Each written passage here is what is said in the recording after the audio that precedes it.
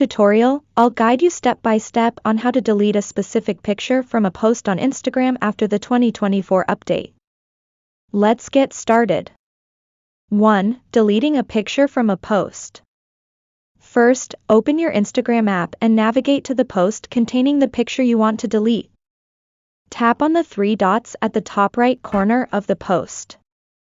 From the options that appear, select Edit. You'll find it as the fourth option from the bottom. Once in the edit mode, close your keyboard if it appears. Now, find the picture you want to delete from the carousel. On the top left corner of the picture, you'll see a small delete button. Tap it. A prompt will appear asking for confirmation to delete the picture. Click Delete again, and the picture will be removed from the post.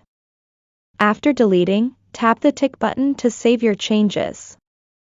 That's it. You'll notice the number of pictures in your post has decreased, and the deleted picture is gone. 2. Restoring a deleted picture. If you accidentally deleted a picture or want to restore it, go to the three-line menu on your Instagram profile. Scroll down and select your activity. Inside this menu, scroll down and open the Recently Deleted section. You'll find the deleted picture here. Click on it, and then select Restore. Confirm your action by clicking Restore again.